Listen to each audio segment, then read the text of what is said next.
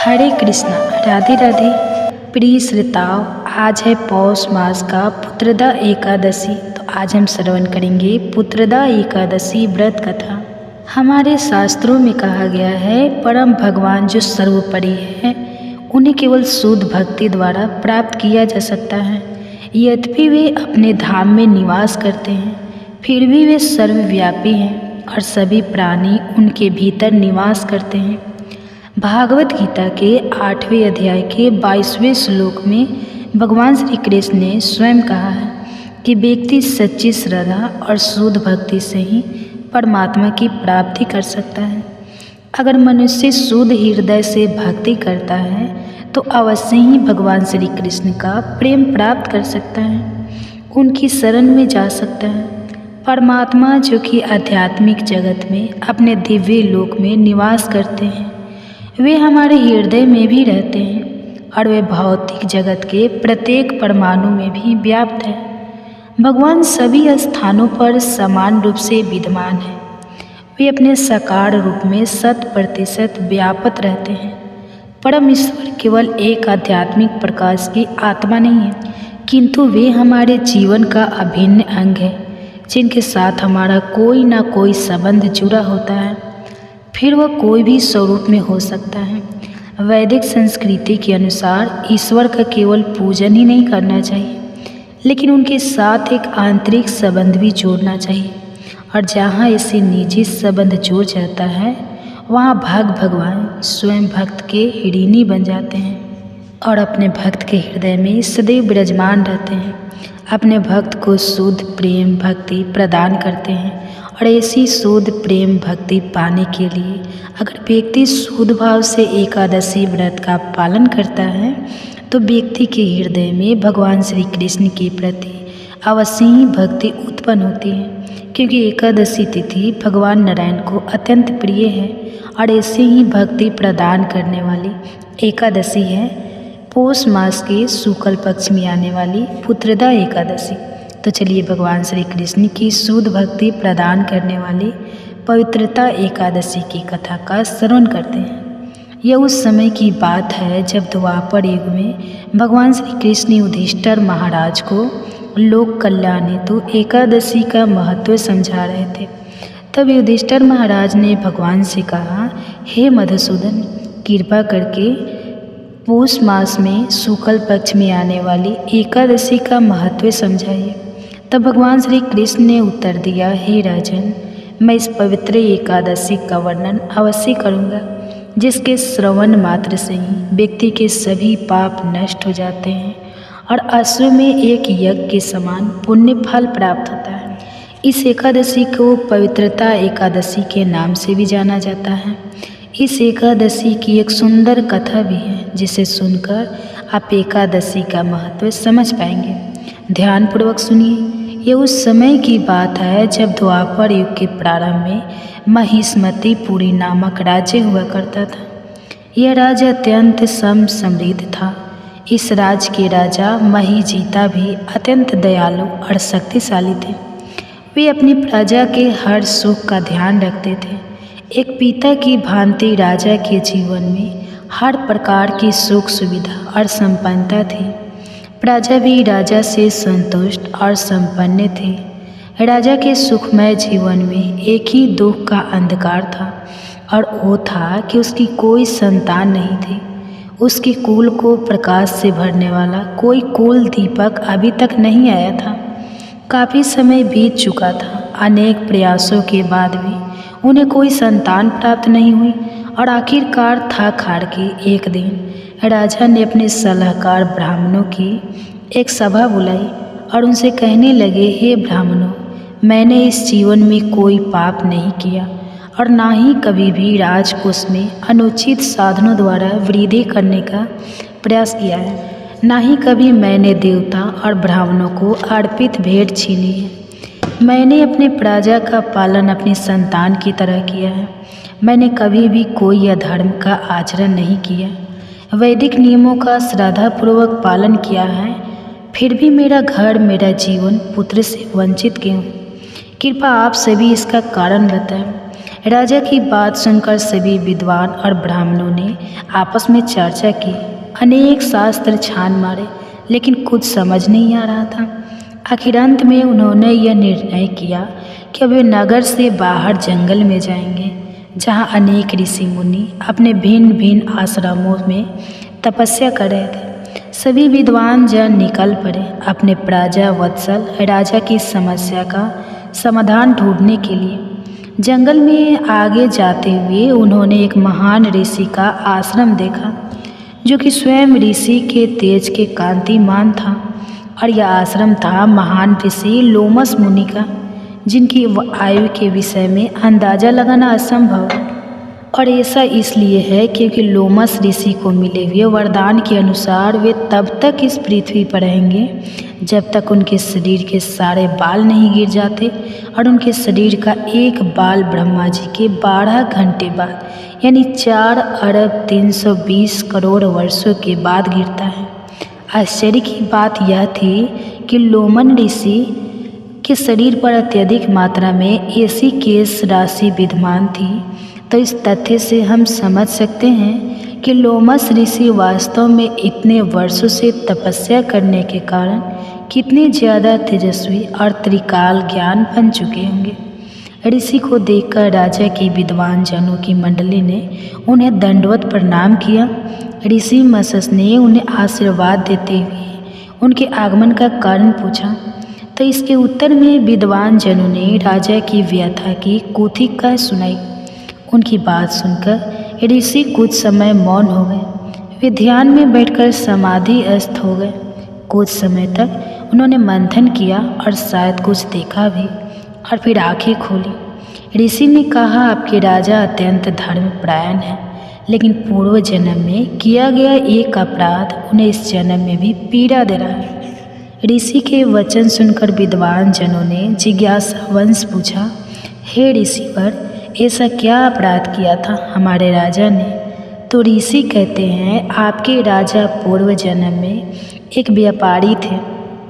अपने व्यापार को विकसित करने के लिए वे अनेक भिन्न भिन्न स्थानों पर भ्रमण करते रहते, और इस तरह उन्होंने कुछ पाप पुण्य कृत्य भी किए थे। एक दिन वे अपने सामान को बेचने के लिए एक गांव से दूसरे नगर की यात्रा कर रहे थे। वह समय था ज्येष्ठ मास की जुलस थी, गर्मी का, और दिन था शुक्ल पक्ष की एकादशी। अब गर्मी के समय में वे इतने आहत हो चुके थे कि प्यास के मारे मानो उनके प्राण निकल रहे थे। ऐसे में उन्हें एक सुंदर जलाशय दिखा। वहां जाकर जैसे ही वे पानी पीने लगे तो उसी समय वहां पर एक गाय अपने बछड़े के साथ आ पहुंची।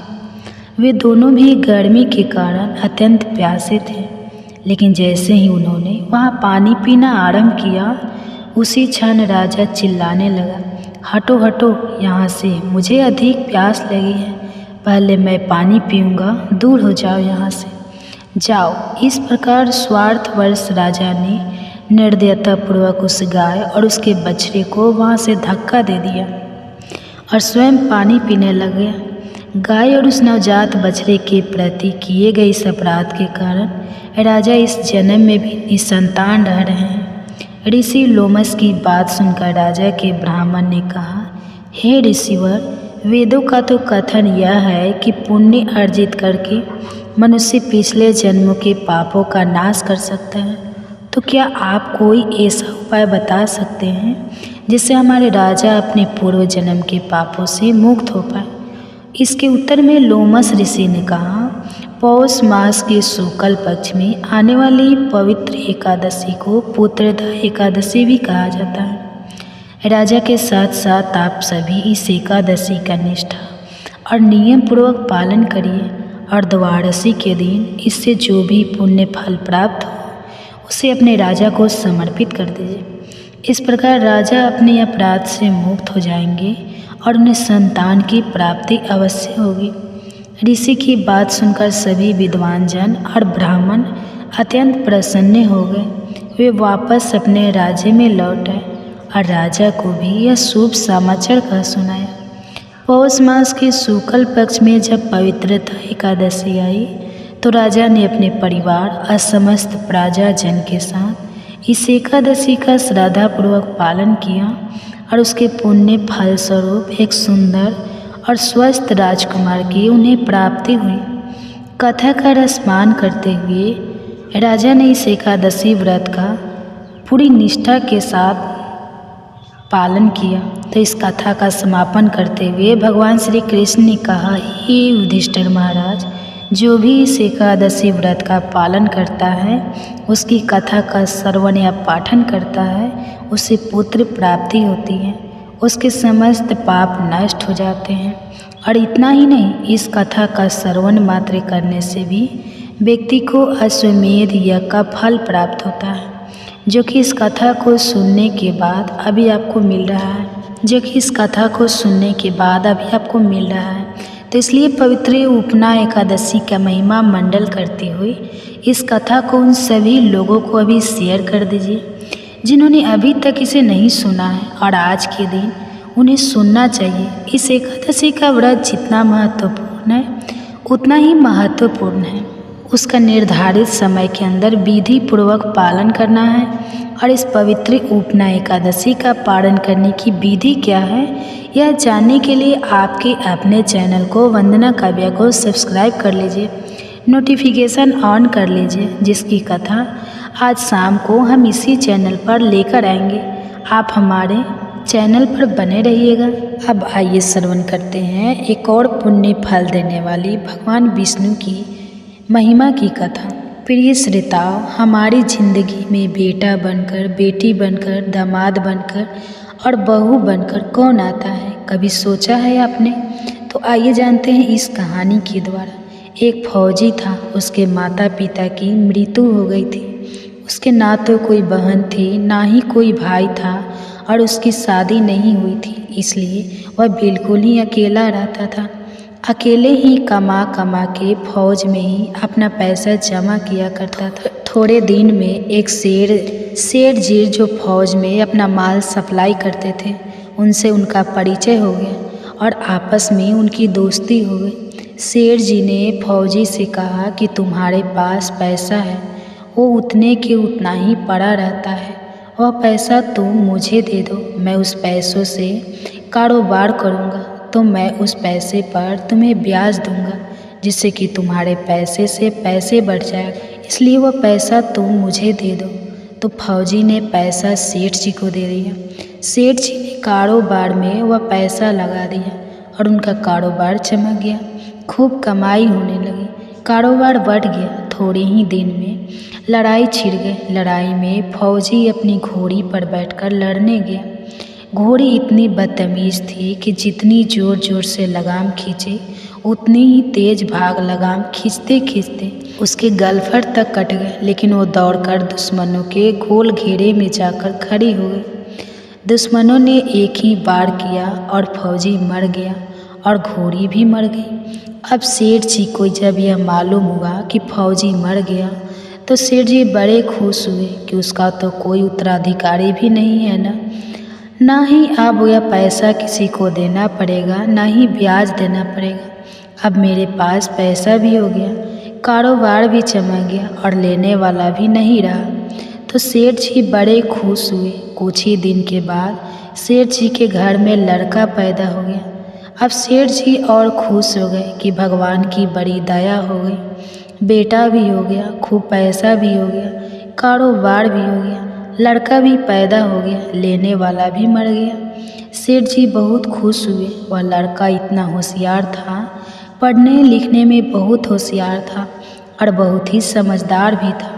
सेठ जी ने उसे पढ़ाया लिखाया। जब वह पढ़ लिख कर बड़ा हो गया तो सोचा कि अब यह कारोबार संभाल लेगा, चलो अब इसकी शादी कर देते हैं। शादी करते ही घर में बहुरानी भी आ गई।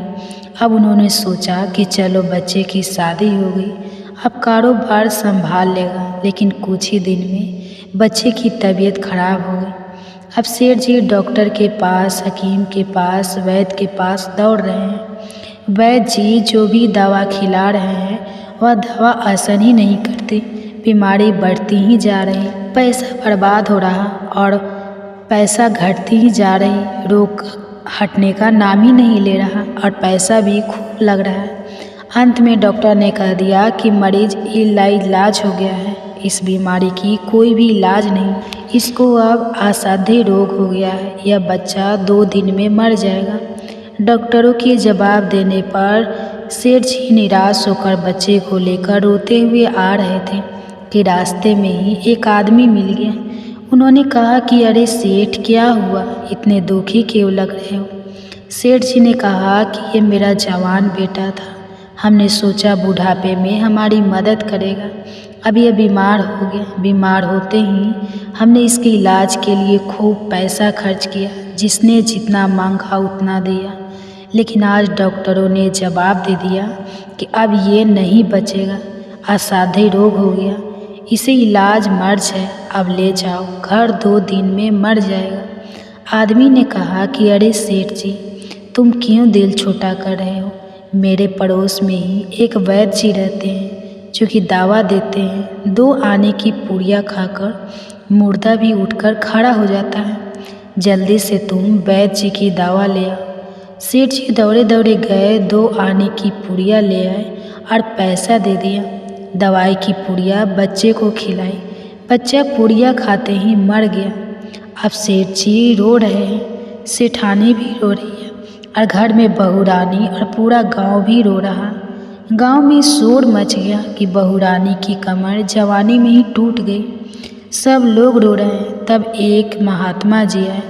उन्होंने कहा, भाई यह रोना धोना क्यों है? लोग बोले, इस सेठ का एक ही जवान लड़का था, वो भी मर गया, इसलिए सब लोग रो रहे हैं, सब दुखी हो रहे हैं। माँ बोले, सेठ जी रोना क्यों? सेठ बोले, महाराज, जिसका जवान बेटा मर जाए वो रोएगा नहीं तो और क्या करेगा? महात्मा बोले, तो आपको क्यों रोना? सेठ जी बोले, मेरा बेटा मरा तो किसको रोना है?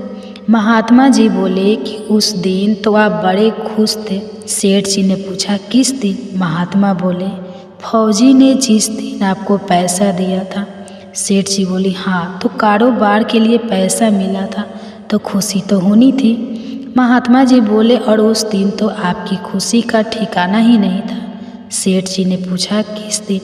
महात्मा बोले, अरे जिस दिन फौजी मर गया, सोचा कि अब तो पैसा भी नहीं देना पड़ेगा, माल भी बहुत हो गया, कारोबार भी खूब चमक गया, अब देना भी नहीं पड़ेगा, तब तो बहुत खुश थे। सेठ जी बोले कि हाँ महाराज, खुश तो था। फिर महात्मा बोले, और उस दिन तो आपकी खुशी का ठिकाना ही नहीं था, पता नहीं कितनी मिठाइयाँ बट गई थी। सेठ जी बोले, किस दिन? महात्मा ने बोला, अरे जिस दिन लड़का पैदा हुआ था। सेठ जी बोले, महाराज, लड़का पैदा होता है तो सब खुशी होते हैं, मैं भी हो गया तो इसमें कौन सी बड़ी बात थी? महात्मा बोले, उस दिन तो खुशी से आपके पैर जमीन पर नहीं पड़ते थे। सेठ जी ने पूछा, किस दिन? महात्मा बोले, अरे जिस दिन बेटा ब्याहने जाता है तो हर आदमी खुशी होता है, तो मैं भी खुश हो गया। महात्मा बोले, तो जब इतनी बार खुश हो गए तो जरा सी बात के लिए रो क्यों रहे हो? सेठ जी बोले, महाराज, यह जरा सी बात है, जवान बेटा मर गया, यह कोई जरा सी बात होती है? महात्मा बोले, अरे सेठ जी, वही फौजी पैसा लेने के लिए बेटा बनकर आ गया था, पढ़ने लिखने में, खाने में, पहनने में और शौक के श्रृंगार में जितना लगाना था लगाया, शादी ब्याह में भी सब लग गया और ब्याज दर ब्याज लगाकर डॉक्टरों को दिलवा दिया। अब जब 2 आने बच गए थे वह भी वैद्य जी को दिलवा दिए और पुड़िया खाकर चल दिया। अब कर्मों का लेना देना पूरा हो गया था, इसलिए वो चल गया। सेठ जी ने कहा, हमारे साथ तो कर्मों का लेन देन था, चलो हमारे साथ तो जो हुआ सो हुआ, लेकिन जब जवान बहू रानी घर में रो रही है, जवानी में उसको धोखा देकर विधवा बनाकर चला गया, बेचारी इस बहू का क्या जुर्म था? उसके साथ ऐसा गुनाह क्यों किया? फिर महात्मा बोले, यह वही घोड़ी है जिसने जवानी में उसको धोखा दिया था, इसलिए इसने भी जवानी में उसको धोखा दे दिया है। हे प्रिय भक्तों, यही कहानी हम सभी को भी, जो हमने बोया था वही हमें मिला है, इसलिए किसी को दोष मत देना, दोषी मत देखना, हमारा भी स्वयं का दोष है, इंद्रियों की हर क्रिया में और मन के विकल्पों में बहते प्रभाव के काल में उसके मात्र ज्ञाता दृष्टा रहकर अपने स्वभाव में रहने का पुरुषार्थ करना ही हमारा एकमात्र कर्तव्य है। आगम वेद शास्त्र और पुराणों के साथ साथ सभी साधु संतों का कहना है कि संसार कर्मों का लेखा चुका है। इसमें जो भी जीव चेतन अर्थात आत्मा के स्वरूप स्वभाव को जान लेगा वो समझदारी से भवसागर पार हो जाएगा। तो जय श्री कृष्णा, राधे राधे। दोस्तों, व्रतों में एकादशी का व्रत सबसे अधिक महत्वपूर्ण माना जाता है। एकादशी का व्रत करने से मनुष्य के समस्त पापों का नाश होता है। आज हम पौष मास में पुत्रदा एकादशी का महात्म्य आपको सुनाएंगे। पौष माह के शुक्ल पक्ष की एकादशी को पुत्रदा एकादशी कहा जाता है।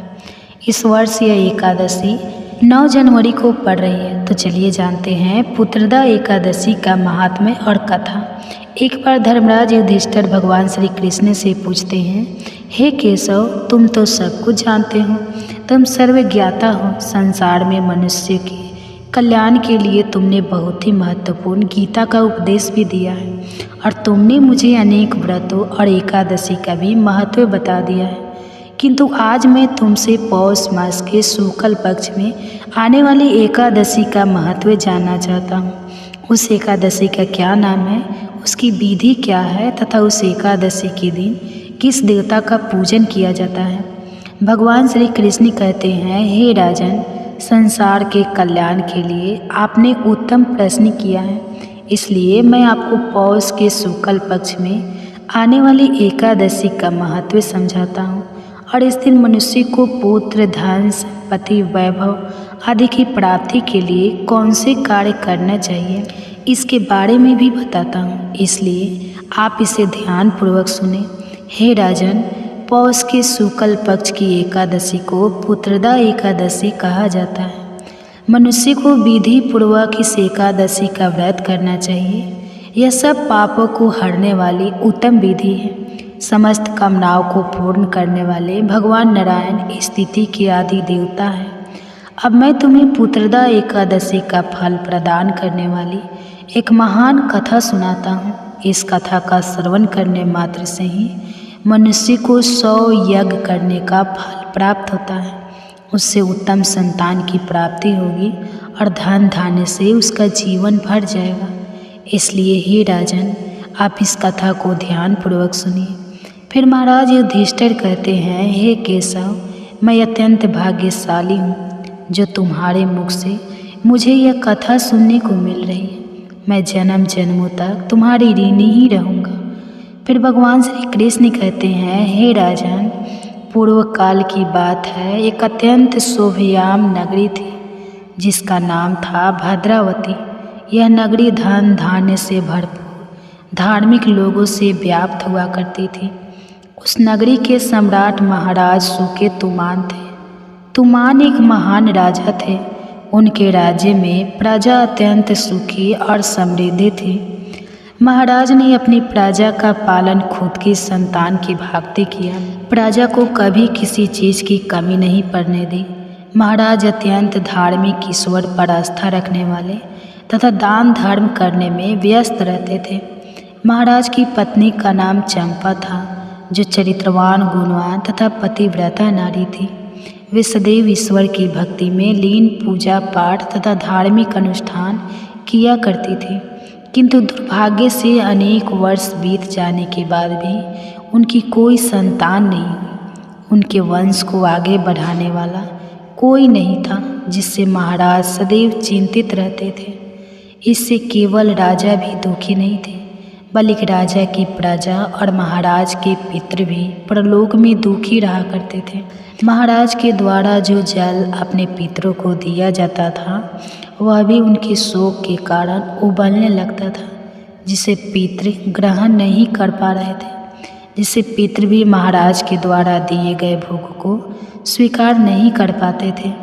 महाराज के द्वारा दिया गया निवाला भी राख हो जाता था, जिससे पितृलोक में रहने वाले सभी पितृगण बहुत दुखी रहने लगे थे।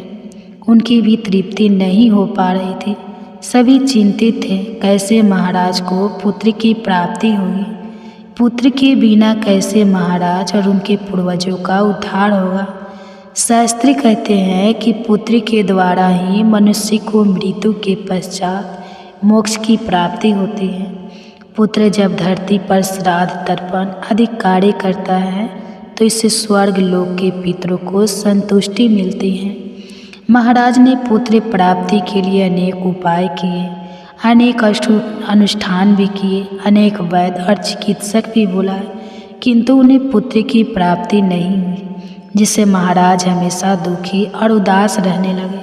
फिर एक दिन महाराज राजमहल में बैठकर सोचने लगे, मैंने ऐसा कौन सा पाप किया है जिससे मैं अभी तक संतानहीन हूँ। मैंने तो सभी धार्मिक कार्य, व्रत और अनुष्ठान भी किए हैं, दान धर्म भी किया है, कभी किसी याचक को द्वार से खाली हाथ नहीं भेजा। मैंने सदैव ही गुरुजनों और पूज्यजनों की सेवा की है। फिर किस कारण से मेरी यह दुर्गति हुई? किस कारण से मुझे पुत्र की प्राप्ति नहीं हुई? फिर एक दिन महाराज शोक से ग्रस्त होकर किसी को भी बिना बताए एक घने जंगल में चले जाते हैं। वह जंगल बहुत ही भयंकर था, अत्यंत घने। उस जंगल में जंगली जानवरों की, पशु पक्षियों की आवाज़ महाराज के कानों पर पड़ रही थी।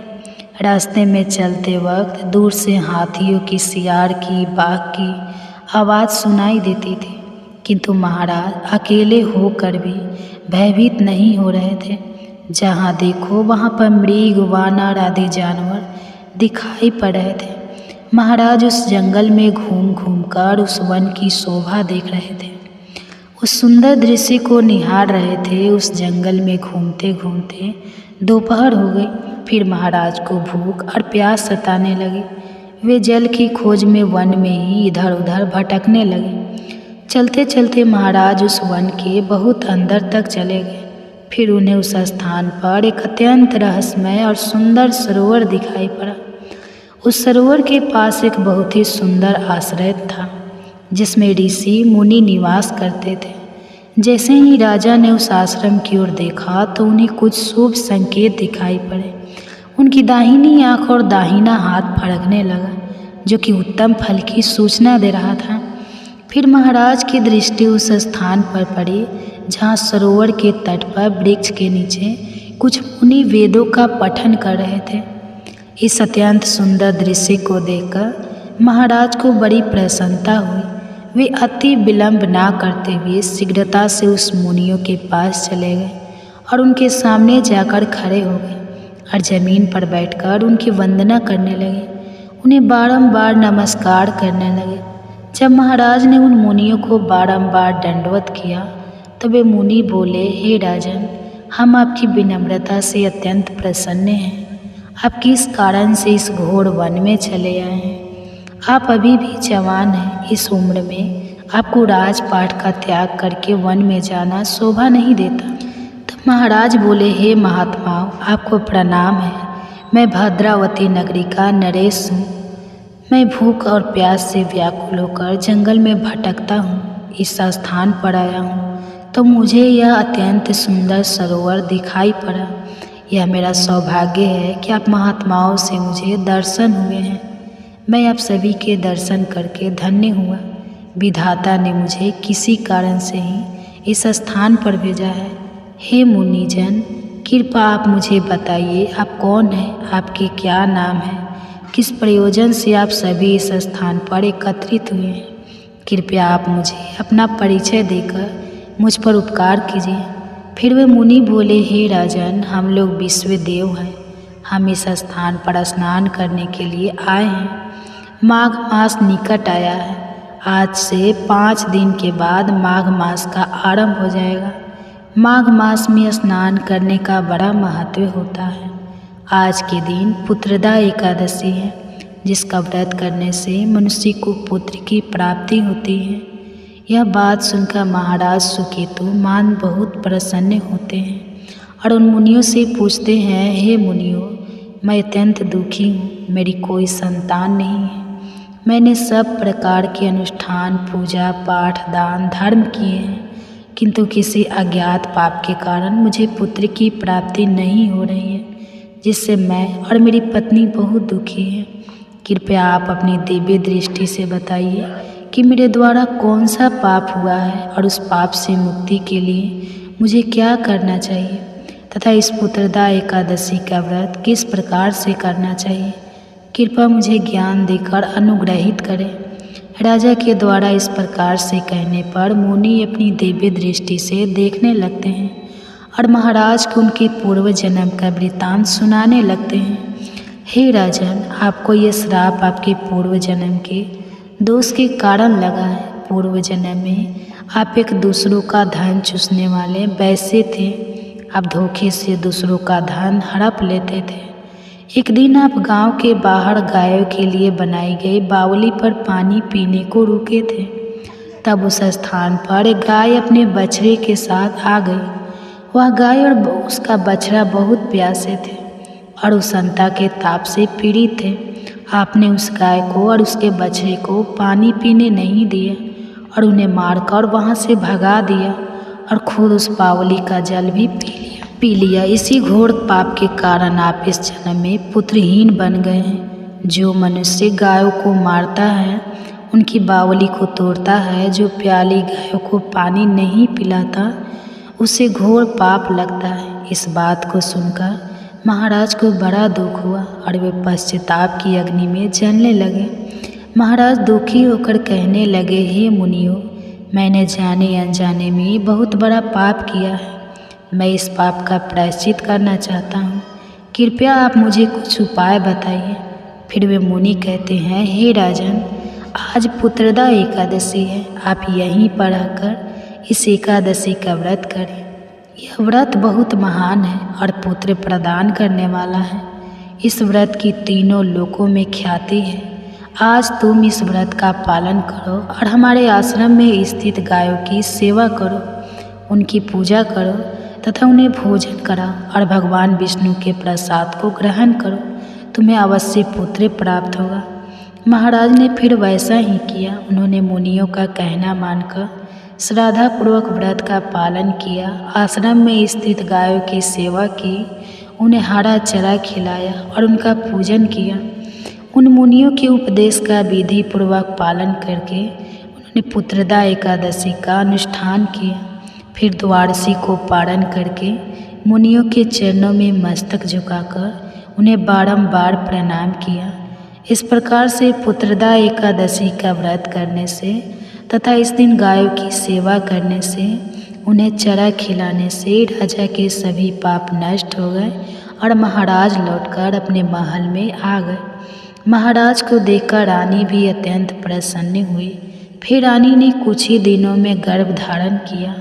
प्रसव काल आने पर राजा के पूर्ण कर्म के प्रभाव से उन्हें एक अत्यंत तेजस्वी पुत्र हुआ, जिसने आगे चलकर अपने गुणों से पिता को संतुष्ट किया। महाराज के पितृ भी इस घटनाक्रम को देख रहे थे। वे भी बहुत संतुष्ट हुए और भगवान विष्णु को बारंबार धन्यवाद देने लगे। भगवान श्री कृष्ण युधिष्ठिर से कहते हैं, हे राजन, इसलिए मनुष्य को पुत्रदा एकादशी का व्रत अवश्य करना चाहिए। मैंने समस्त मानव जाति के कल्याण के लिए इस व्रत का महत्व मैं आपको सुना दिया है। जो भी मनुष्य एकाग्रचित्त होकर पुत्रदा का व्रत करता है, वह इस लोक में पुत्र पाकर मृत्यु के पश्चाताप उत्तम गति को प्राप्त करता है। इस महात्म्य को पढ़ने से और सुनने से 100 अग्निष्टोम यज्ञ का फल मिलता है। तो दोस्तों, आप सभी ने पुत्रदा एकादशी की इस महान कथा को ध्यानपूर्वक सुना है, इसलिए आप सभी को मैं धन्यवाद देता हूँ और आपके मंगल की कामना करता हूँ। आपको यह कथा कैसी लगी कमेंट्स करके ज़रूर बताएं। जानकारी अच्छी लगी तो वीडियो को लाइक ज़रूर करें। इस वीडियो को मित्र परिवारों के साथ शेयर करके इस कथा का प्रचार करें। इससे आपको बहुत पुण्य मिलेगा। साथ ही चैनल को सब्सक्राइब करें ताकि ऐसी ही आध्यात्मिक जानकारी आपको प्राप्त हो सके।